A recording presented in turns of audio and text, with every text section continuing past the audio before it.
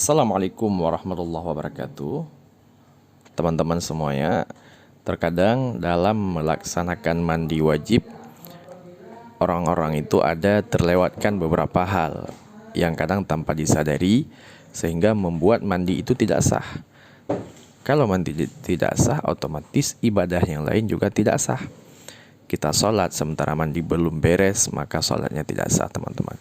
Nah, apa 3 hal yang sering terlewatkan itu?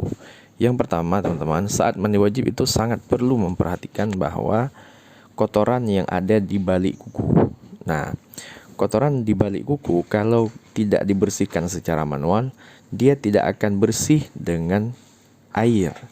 Artinya dengan kita siram pakai air, dia nggak akan bersih karena dia sifatnya kotoran yang kasar, keras. Jadi harus dibersihkan secara manual sebelum mandi itu sendiri. Sehingga kalau itu sudah bersih, air akan sampai kepada bawah kuku. Bawah kuku itu termasuk anggota yang wajib basah ketika mandi. Kemudian yang kedua juga sering terlewatkan adalah orang kalau ada sesuatu penghalang di tangan, biasanya tidak ngeh atau tidak sadar gitu. Misalnya tukang cat, tahu-tahu di tangannya ada bekas cat yang tidak habis dia bersihkan. Atau misalnya stipo itu juga sama dengan cat, dia itu kasar. Kalau dia ada di tangan kita, dia tidak akan sampai air ke tempat di mana ada stipo itu. Berbeda nanti kalau misalnya coretan pulpen, tinta pulpen yang ada di tangan kita, itu nggak masalah tinta pulpen. Kenapa? Karena tinta pulpen tipis dan dia tidak kasar, sehingga kalau kita raba, kita nggak tahu bahwa ada coretan tinta pulpen. Maka ini dianggap tipis dan tidak menghalangi kulit untuk sampai air padanya. Kemudian yang ketiga, ini khusus bagi orang yang maaf cakap gendut.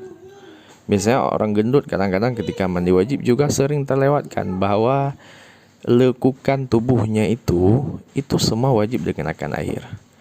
Misalnya perut yang sudah berlipat-lipat, kalau tidak dibuka lipatan itu lalu disampaikan air kepadanya, maka otomatis airnya pasti tidak sampai.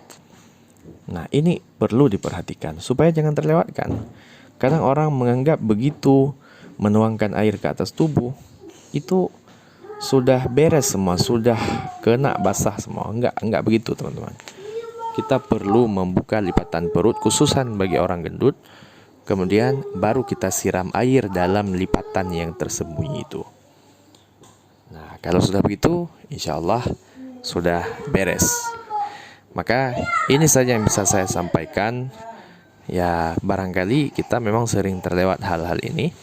Semoga bermanfaat. Wassalamualaikum warahmatullahi wabarakatuh.